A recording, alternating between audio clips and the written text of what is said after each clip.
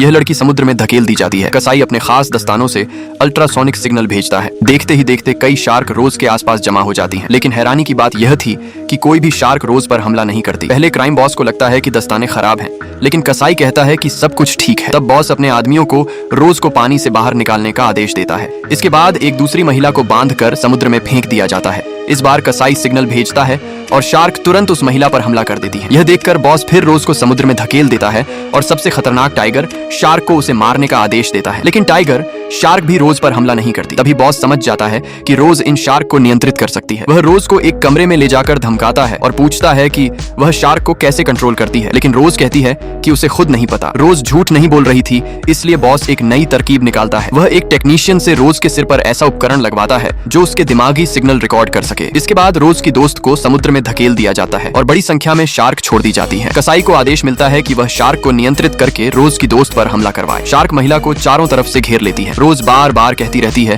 कि उसे शार्क को नियंत्रित करना नहीं आता। तभी अचानक अलार्म बज उठता है। पता चलता है कि रोज का बॉयफ्रेंड जैक कुछ आदिवासी लोगों के साथ उसे बचाने आ गया है। बॉस तुरंत रोज को लकड़ी के पिंजरे में बंद कर देता है और जैक से निपटने चला जाता है। जैक को देखते ही बॉस अपने दस्तानों से अल्ट्रासोनिक सिग्नल भेजता है और शार्क के झुंड को उसकी तरफ भेज देता है। एक शार्क जैक पर हमला करती है, लेकिन वह बच जाता है। तभी विस्फोटकों से बंधी एक शार्क नाव से टकरा जाती है। सभी आदिवासी लोग पानी में गिर जाते हैं और उनमें से 2 को शार्क घेर लेती है। रोज यह देखकर घबरा जाती है। वह किसी तरह अपना हाथ पानी तक पहुंच जाती है और मन ही मन शार्क से उन लोगों पर हमला न करने की गुहार करती है। हैरानी की बात है कि शार्क उसका सिग्नल समझ जाती है और तुरंत वहां से चली जाती है। यह देखकर बॉस की जिज्ञासा और बढ़ जाती है। वह उन दोनों आदिवासी लोगों को पकड़कर समुद्र में बांध देता है और रोज के सिर पर फिर वही सिग्नल रिकॉर्ड करने वाला उपकरण लगा देता है। अब बॉस दस्तानों से शार्क को नियंत्रित करके उन दोनों पर हमला करवाता है। इस बार रोज को लगता है कि शायद वह सच में शार्क को नियंत्रित कर सकती है। वह पूरी ताकत लगाकर शार्क को हमला न करने का सिग्नल भेजती है। बॉस भी हमला करने का आदेश देता है। दोनों के सिग्नल आपस में टकराते हैं और शार्क बेकाबू होने लगती है। इसी दौरान टेक्नीशियन रोज के दिमाग से शार्क को नियंत्रित करने वाला सिग्नल रिकॉर्ड कर लेता है। सिग्नल मिलते ही